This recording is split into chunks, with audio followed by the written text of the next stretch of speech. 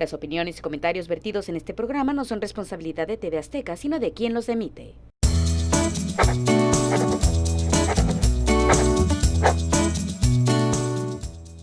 Hola, amigas y amigos.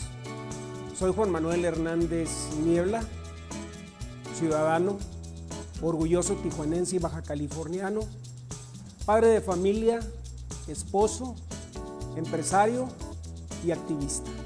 Estamos hoy con Pepe Avelar y estamos con una persona que no solamente quiero mucho, sino además que admiro, Juan Manuel Hernández Niebla, alias El Meño. ¿Cómo estás, Juan Manuel? Bien, Pepe, con el gusto de estar contigo. La bueno. admiración y el respeto y el cariño es mutuo. Y bueno, pues aquí estamos para platicar. Muy bien. A ver, eres tijuanense, nacido, criado, todo aquí en Tijuana. Tijuanense fronterizo, Ok. binacional, pero efectivamente nacido, criado y educado aquí en ¿Dónde esta estudiaste? bendita tierra. Estudié primero en el Colegio La Paz, mi primaria, la secundaria en el Instituto México con los maristas, la preparatoria igual. Soy graduado del CETIS Universidad y tengo una maestría en Administración y Finanzas por la Universidad de San Diego. Como puedes ver, producto Calibaja totalmente. Producto Calibaja. Te me fuiste muy rápido, pero bueno. ¿Cómo es la educación para ti, la educación privada aquí en la ciudad? Porque digo, tenemos una tradición de escuelas privadas, muy buenas escuelas privadas en Baja California y particularmente en Tijuana. Mis papás son producto de la clase media, Pepe, de la cultura del trabajo, y mi madre decía que siempre lo que mejor nos podía heredar era una buena educación. Ella siempre se enfocó a las escuelas privadas, les costó mucho trabajo pagarlas. De hecho, nada más mi hermana menor y yo fuimos los únicos que tuvimos acceso a una educación privada. Somos 6 hermanos, Guau. 3 hombres y 3 mujeres. Yo soy el más chico de la familia. Mi hermano el mayor me lleva 22 años, pudiera ser mi papá. Tu papá. Realmente fui creado y educado por una combinación entre mis padres y mis hermanos. Y como te menciono, realmente fuimos mi hermana menor y yo, bueno, mi hermana que me sigue y yo, realmente los únicos que tuvimos acceso a la educación privada. El resto de mis hermanos fueron a escuelas públicas. Oye, como que en fuiste el pilón. Fui el super pilón. O sea, mi hermana me lleva 5 años, que es la que me sigue. Ella nació 10 años después de que había nacido la primera camada de 4. Y después a los 5 años nací yo, entonces soy el super pilón realmente. Claro. ¿Cómo se siente vivir esta diferencia de edades en casa? Porque creo que debe ser algo que te marca muchísimo. Al final, si tú eres el más chico, todos te quieren mandar. O sea, debe haberte pasado, ¿no? Es un esquema interesante. En primera instancia te pudiera decir que como estás viendo puros problemas de mayores, la madurez te llega prematuramente, ¿no? Ya. De alguna manera estás expuesto a ciertas situaciones, a ciertos problemas, y los empiezas a ver desde que estaba chico. Entonces, a mí me tocó ese proceso de maduración tempranera. 2, todos me quieren mandar. Claro. Imponer respeto dentro de la familia ha sido algo Ha sido ciertamente difícil, ¿no? Claro. Porque todavía me quieren ver como el hermano mayor. Imagínate, menor, fíjate, tengo 59 años, ¿cómo estarán los otros, no? Sí, claro. Entonces ha sido un contexto bien peculiar. Yo me crié realmente con mis sobrinos, con los hijos de mi hermano mayor. Claro. Conocí Disneylandia, conocí todos esos parques temáticos gracias a mi hermano y a mi cuñada que siempre nos jalaron, porque mis papás pues ya estaban grandes y la verdad también estaban muy ocupados trabajando. Ya no estaban en esas circunstancias. Así es. Ahora, esta parte importantísima en tu vida, creo yo, el hecho de haber estudiado una carrera profesional con el sacrificio de tus papás y de tus hermanos, tengo entendido, ¿no? Bueno, más que nada fueron mis padres, ¿no? Los que aportaron la parte económica, mis hermanos aportaban siempre aquel consejo y la parte social. Pórtese bien, chamaco. Tengo una hermana muy particular, que tú la conociste, tuviste la oportunidad de platicar con ella. Ella fue también como mi segunda madre, ¿no? Ella siempre nos acompañaba en todo este proceso, se aseguraba que íbamos a la escuela, que iba por nosotros. Mi madre aprendió a manejar cuando tenía 43 años, no, perdón, cuando tenía 50 años, que fue cuando mi hermana se casó y ya no había quien nos llevara a mi hermana menor a mí a la escuela. Entonces, pues fue realmente una dinámica bien interesante y muy sui generis desde la perspectiva de una familia. Oye, ¿qué aprendiste en esta primera etapa de tu vida en relación a ver esta diferencia, papás trabajando, hermanos más grandes? O sea, ¿qué fue lo que te marcó en esa etapa de tu vida que pues es la etapa de la absorción completamente de historias, ¿no? Muchos buenos ejemplos, la verdad, ¿no? Mi familia es de trabajo, como te platico, mi papá tenía 2 trabajos, ¿no? Uno en Estados Unidos, 2 trabajos. Él se levantaba a las 4 de la mañana porque entraba a trabajar en San Diego a las 7 de la mañana, regresaba, trabajaba, después iba a trabajar al Frontón Palacio, High Alive. Realmente todos los días durante la semana él dormía un promedio de 4 horas. Entonces mi papá siempre estaba dormido. Claro. Mi mujer ahora cuando me reclama que yo no estuve con mis hijos cuando estaban chicos porque estaba trabajando, le decía, mi papá tampoco nunca lo vi, ¿no? Estaba chambeando todo el santo día de Dios. Los fines de semana pues los usaba para descansar. Entonces, pues en esa dinámica fui creciendo, ¿no? Soy producto de un matriarcado, propiamente. Mi padre siempre estaba ahí, pero nada más interviniendo en los asuntos importantes. Era el proveedor, se dice. Era el proveedor, y mi madre era la que estaba ahí criando, ¿no? Educando, sentando esos buenos ejemplos que te estoy mencionando. Y de igual manera, pues yo volteaba a ver a mis hermanos ya mayores, ya grandes, trabajando, y afortunadamente todos gente de bien. Voy a contradecir a tu esposa Consuelo, que además le mando un saludo, porque sabes que la quiero mucho. Al final, yo me parece que tú tienes una familia muy consolidada, tus hijos están muy pegados a ti, siempre estás con ellos, cochándolos, hablando de ellos. No sé, siento que a pesar de esta parte que dices, hoy no estuve como papá mucho tiempo, yo te veo muy pegado a tus hijos. Mira, yo trabajé casi 10 años en una compañía japonesa, en Sony, esa fue mi carrera, ¿no? Y como tú sabes, los japoneses pues son lo que se llama workaholics, ¿no? Sí, disciplinados. Entonces, impresionante. Mi rutina de trabajo era de 10 horas diarias. Me salía a 7:30 de la mañana, regresaba a 8 o 9 de la noche, a veces tenía que trabajar los sábados. Siempre estuve con mis hijos en los eventos importantes, ¿no? Cumpleaños. Los fines de semana, a partir del sábado en la tarde y el domingo era rigurosamente con ellos, y eso me creó esa unión con ellos y esa comunicación que tenemos ahora. Pero realmente pues mi esposa es la que estuvo siempre ahí. Ella no tuvo afortunadamente la necesidad de trabajar, decidió no trabajar aparte, porque ella tiene carrera y es una persona extremadamente talentosa. Yo me dediqué a ser el proveedor y ella se dedicó a criar a los hijos, ¿no? Tuve suegros muy apapachadores, mis mismos padres ya grandes, pero también fueron muy apapachadores. Entonces yo me podía salir todos los días tranquilamente a trabajar, sabiendo que la casa estaba tranquila y cuidada. Ahora, te toca esta experiencia de trabajar en el sector maquilador, que fue tu primera incursión profesional, ¿no? ¿En eso empezaste o tuviste algo previo? Mira, yo me gradué en 1982. Soy hijo de la crisis, ¿no? La crisis económica de López Portillo. Buena crisis. Buena crisis. Sí, claro. A mí no me van a platicar de crisis, me aventé varias, ¿no? En esos entonces yo tenía una oferta de trabajo aquí en Tijuana, se cayó la oferta de trabajo porque las empresas empezaron a cerrar, y estaba emigrado, entonces tenía la oportunidad de irme a trabajar a Estados Unidos. No hablaba inglés, Pepe, tenía 22 años y no hablaba inglés, ¿no? ¿Y ahorita lo hablas perfectamente? Empecé a buscar chamba, me decían, bueno, pues es que necesitas hablar inglés. Fui y me metí 9 meses en una escuela en San Diego State University, tenía una escuela para puro inglés. Estuve 9 meses inmerso en puro inglés. Llegaba a las 8 de la mañana a la universidad, salía a las 4 o 5 de la tarde. Finalmente de ahí me salió ya la oportunidad de trabajar en un despacho en Estados Unidos. Estuve trabajando en Estados Unidos por aproximadamente 5 años. Y de ahí me salió la oportunidad primero de regresarme a Tijuana en una compañía que le llaman Shelters, son administradoras de maquilas. Made in Mexico se llamaba la empresa. Estuve existe, de hecho. Todavía existe, se fusionó con otra empresa de la localidad. Estuve 5 años con ellos y en el Inter me metí a estudiar la maestría. Entonces trabajaba 40 horas a la semana, y luego me iba a la maestría. Tenía 12, que cruzar la frontera, claro. No existía la Sentry.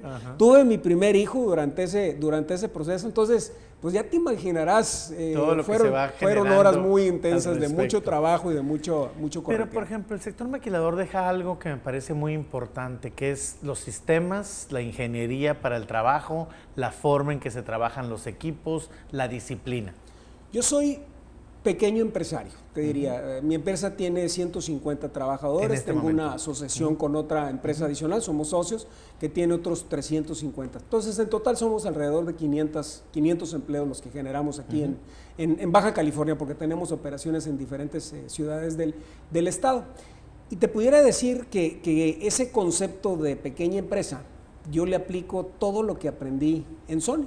Entonces, esa perspectiva que bien dices tú, ese concepto de hacer negocio, pues lo aplico a mis empresas, ¿no? Claro. Y finalmente tengo esa oferta de servicio de clase mundial a la que están acostumbradas las grandes empresas. Nuestros clientes todos son multinacionales. Entonces, hay una enseñanza muy fuerte. ¿Qué es lo que te dedicas? Yo me dedico a la logística, soy 3PL, lo que le llaman, un proveedor de logística en cuanto a almacenes, distribución. Tengo también un negocio de lavado industrial en Cuarto Limpio para lo que son uniformes de la industria médica, de manufactura. Y digitalizo documentos de igual manera. Son 3 sectores importantes que trabajas en tu empresa. ¿Cómo los combinas? Provienen del mismo concepto. Oye, no me digas eso, yo los veo súper diferentes. Mis clientes principales son industria médica de manufactura. La industria médica de manufactura requiere actividades de logística, requiere lavado de uniformes y requiere digitalizar todos sus documentos de calidad. Entonces, de ahí fueron saliendo las ideas. Son negocios bien distintos, como bien lo mencionas, pero la esencia del mismo viene del requerimiento de los clientes y lo que te platicaba, ¿no? Al final de cuentas, decía mi padre que el que es perico donde quiera es verde, ¿no? Entonces, si puedes administrar una empresa, puedes administrar la otra, Claro, por supuesto, definitivamente. Pero se te da una característica que me parece muy importante y que creo que, además de ser un empresario exitoso, haber sido un ejecutivo exitoso, porque digo, te diste a conocer, hiciste muchas relaciones trabajando en el sector maquilador, se te da por el activismo, y ahorita lo decías en tu presentación, es que soy activista, y me dejaste pensando, pues sí, Juan Manuel es activista, definitivamente. No soy líder empresarial, soy activista, básicamente, ¿no? Así se puede determinar. Mira, me pasó lo siguiente, yo siempre participé en los grupos organizados. De hecho, cuando estaba en la maquila, llegué hasta vicepresidente de la Asociación de la Industria Maquiladora, de la que es ahora Index, pero finalmente pues yo estaba trabajando, ¿no? No tenía tiempo para andar con actividades extracurriculares, sobre todo cuando trabajé en Sony. Porque es importante decirlo, esto nomás te quita tiempo, o sea, y finalmente. Te meten unas broncas que para qué quieres, ¿verdad? Muy buenas además. Así es. Entonces finalmente siempre tuve esa curiosidad, esa espinita. Cuando me regresé a Tijuana, porque tuvimos una incursión allá en Durango, en Gómez Palacio, Durango, estuve en Philips, estuvimos un par de años en Philips, abrimos una fábrica de cinescopios. Los cinescopios eran los tubos que tenían las televisiones. Aquí en Sony nos dedicábamos a hacer las televisiones menos el cinescopio. Dije, bueno, pues ahora vamos a aprender a hacer cinescopios, ¿no? Obviamente desde la perspectiva financiera, pero así, ¿no? Cuando me regreso y pongo mi negocio, pues me empieza a ir relativamente bien, me empiezan a tener algunos tiempos de holgura, y pues tenía ese gusanito, ¿no? De volver a regresar a la sociedad. Volteé a ver y dije, bueno, ¿qué organismo es el que está más adecuado a mi filosofía de trabajo, de padre, de esposo? Y volteé a ver a la Coparmex y me identifiqué en primeras instancias con Coparmex, ¿no? Afilié a mi empresa. Me esperé 2 años para poder aspirar a ser consejero. Me esperé 2 años. Tenías que, por estatutos, no podías entrar directamente. ¿Eres muy planeador? Sí, siempre lo estoy viendo hacia adelante. Siempre puedo cerrar los ojos y tener una visión de futuro de qué es lo que quiero hacer o por dónde me gustaría ir. Y finalmente, pues si lo quieres hacer, lo vas a lograr. Esa es la lección. ¿En algún momento de esa planeación de participación pensaste en ocupar la presidencia de la Coparmex? ¿Pensaste en ser presidente del Consejo Coordinador Empresarial? Bueno, mi primer objetivo era ser presidente de Coparmex. Cuando yo llegué y me inscribí, corrí para consejero, dije, yo quiero llegar a ser presidente de la Coparmex. Entonces, me aventé 1 año de consejero. Luego entré como tesorero con el nuevo presidente, con mi amigo Jacobo Ackerman. Después fui vicepresidente 2 años con Roberto Quijano y finalmente fui presidente de Coparmex. Y ahí entramos, en primeras instancias nos aplicaron el control de dólares en la frontera, ¿te recuerdas, no? Entonces le pusimos espectaculares al presidente Calderón por todo lo largo y lo ancho de Baja California. ¿Vamos a decir que fuiste de los pocos o de los primeros que te enfrentaste a Calderón? A los 3 meses de ir llegando, Pepe, se presentó esa situación. El presidente nacional de la Coparmex ya había acordado lo del control de dólares, entonces inclusive había dicho fuimos que sí. En contra de los designios de la Coparmex nacional, pero había que defender la frontera, ¿no? Claro. Y finalmente, pues nos pintamos de guerra, sonaron los tambores y nos fuimos con todo. Logramos un buen acuerdo en el manejo de los dólares. Hoy por hoy, los dólares no son un factor de restricción aquí en Baja California, gracias a lo que se logró negociar. Oye, y además yo creo que ese es un tema importantísimo, la visión local de los problemas, porque una cosa es lo que deciden en México, lo que deciden a nivel federal, y la otra es lo que realmente necesitamos como frontera, ¿no? Ese siempre ha sido el problema y la retórica, ¿no? Al final de cuentas, en el centro se toman decisiones que en la frontera no son buenas, las toman desde una visión totalmente centralista, y al final de cuentas pues nos termina pasando lo que nos termina pasando, y como alguien tenía que presentar la oposición. Oye, alguien tenía que hacer la cara. Ahí me tienes. No, fuimos acompañados por otros líderes empresariales, cada quien por su lado,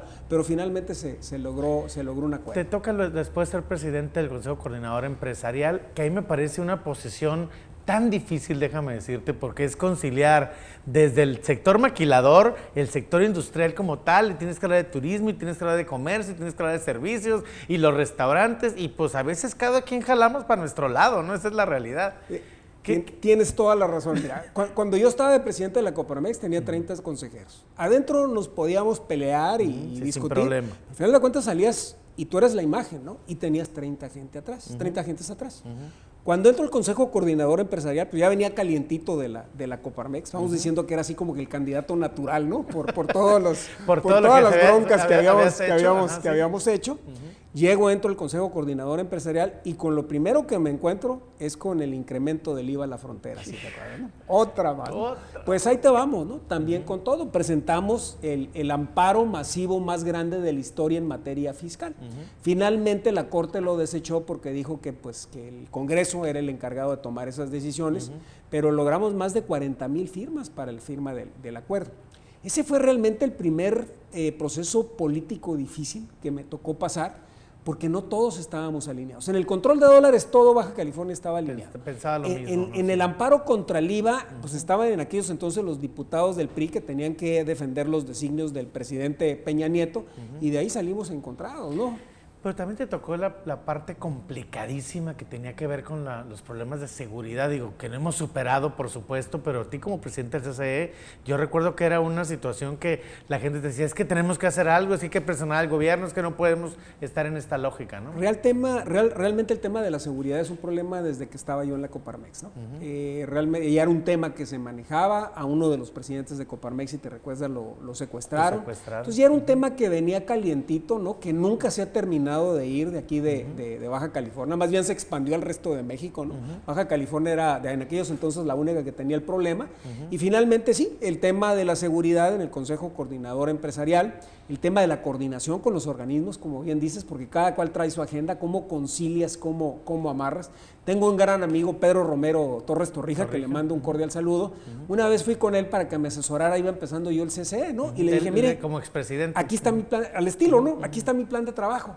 Y me dijo, su plan de trabajo está bien, me dijo, pero no se le olvide una cosa, que el CCE es totalmente político. Que no te escuchen en el gobierno. Cuando terminé, le dije, oiga, Pedro, le dije, qué razón tenía en lo que usted me dijo desde el principio, ¿no? Totalmente político. Claro, es que así es. Muchas de las abolladuras que traigo en el cuerpo, bueno, pues se las debo al Consejo. ¿Cuáles abolladuras si te encanta hacer ejercicio, por favor? Estoy abollado de todas maneras. Los golpes los he recibido. Les decía en el IVA, les decía, es que cada viernes me voy al taller de carrocería y pintura para que me saquen las abolladuras y volver a arrancar. Oye, para el lunes volver a salir a volver a aventar el trancazo, así pero es, bueno. Así es. Bueno, no conforme con esto, digo, sigues manteniendo tu empresa, sigues operando exitosamente todos estos servicios que das. Yo te veo ocupado todo el día, todas horas, y todavía te metes a defender desde el punto de vista ciudadano, lo que yo creo que es lo más complicado de todos, que es la seguridad pública, de todos como presidente del Consejo Ciudadano de Seguridad. Mira, la verdad es que cuando salí de Coparmex iba calientito, ¿no? Entonces, pues iba línea directa al CCE.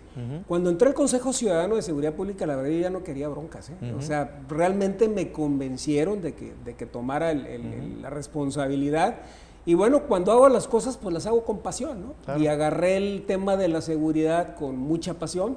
He aprendido lo que no tienes una idea en los temas. Realmente ahorita, si me voy 3 años atrás, pues no le conocía mucho el fondo. Y es un tema, yo creo que es el tema más complicado que podemos tener, ¿no? Porque desafortunadamente es un tema sin solución. Pero a ver, ese tema de la seguridad, todos pensamos en nuestras vidas, yo creo, y es como nos operamos. Que la economía esté bien y que pueda estar tranquilo en mi casa, en mi familia, en mi negocio.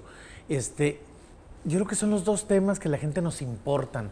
Lo demás, que si se pelearon, que si no se pelearon, que si están, que si no están, no si nos vienen a importar. las leyes o no pasaron las leyes. No nos importan realmente, claro. mientras estemos bien económicamente y estemos seguros. Desde el punto de vista ciudadano, ¿qué se puede hacer?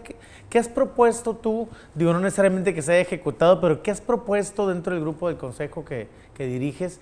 Desde el punto de vista ciudadano, para que las cosas se solucionen, porque creo que ahí es una parte importante, lo que los ciudadanos podemos incidir en las decisiones de gobierno, ¿no? No, primeramente te diría, la seguridad tiene 3 ruedas, nada más. Imagínate un triciclo.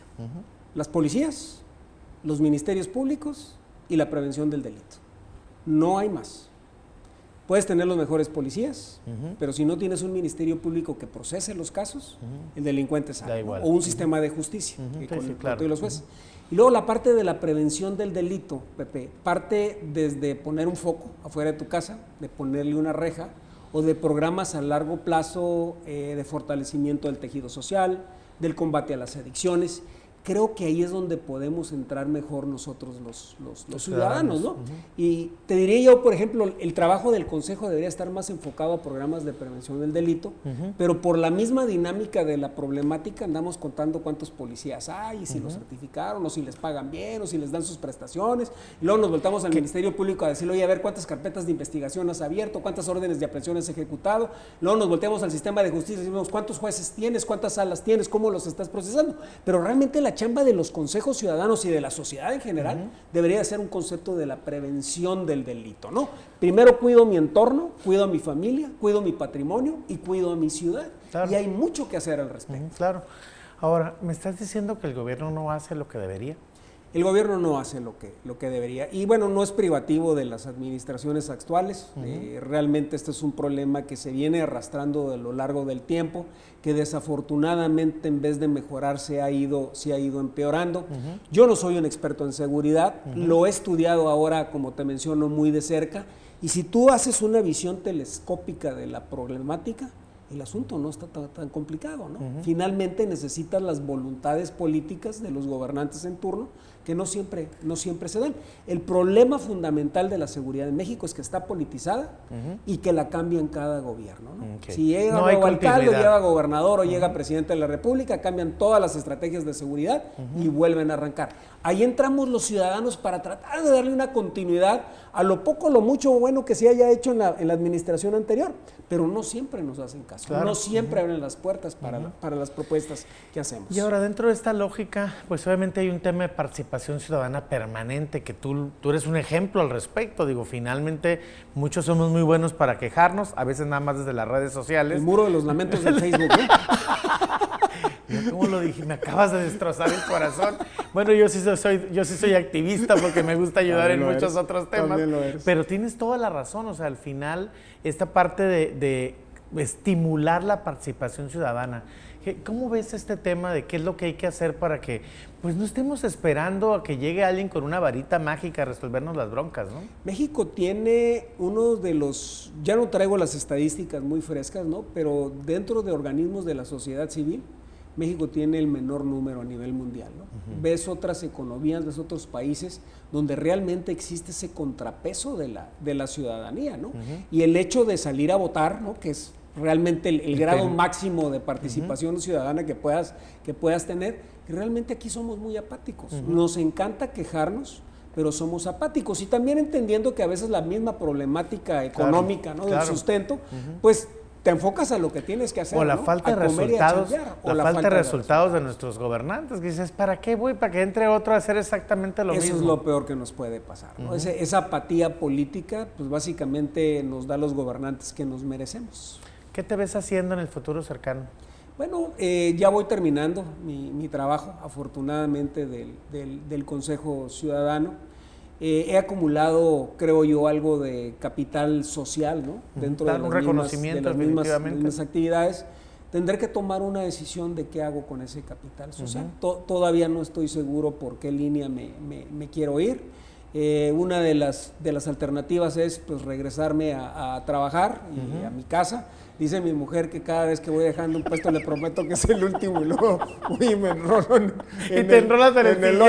el que sigue, ¿no? Sí. La verdad es que me gusta mucho esto de la participación. Es una forma de regresarle a la gente lo bien que te ha ido en la vida. Es una forma de regresarle a mi ciudad, a mi estado, a mi país, lo bien que nos ha ido como familia, como empresario, como padre de familia, como todo, ¿no? Tijuana nos ha tratado extraordinariamente bien.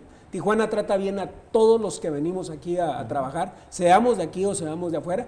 Y bueno, es hora de regresarle un poquito a la ciudad de todo eso que nos está dando y aspirar a una Tijuana mejor. Yo les digo mucho también a los jóvenes, les digo, nosotros los grandes, pues ya lo hicimos, ¿no? Bien, malo, indiferentes, hijos de la crisis y trabajando y luchando, ya la sacamos. ¿Qué les estamos dejando a los que claro. ¿Qué esperanza les estamos dejando a los que siguen? Y creo que ahí todos debemos y tenemos que aportar nuestro granito de arena. Desde la sociedad que mejor te guste, desde la organización que mejor te guste, el Club Rotario, la Ópera de Tijuana, desde donde a ti te guste, hay que apoyar y aportarle a nuestra ciudad. Meño, se nos acabó el programa. Gracias, maravilloso Pepe. Lo que me acabas de decir. Nos acaba de decir una verdad de perogrullo. Hay que participar. Creo que esa es la parte más importante. Así es. Muchas gracias por haber estado hoy con Pepe Vedal. Y por favor sigan a Meño. Ya vieron que hace muchísimas cosas y creo que va a hacer muchas más en el futuro. Gracias por haber estado con nosotros. Saludos, gracias.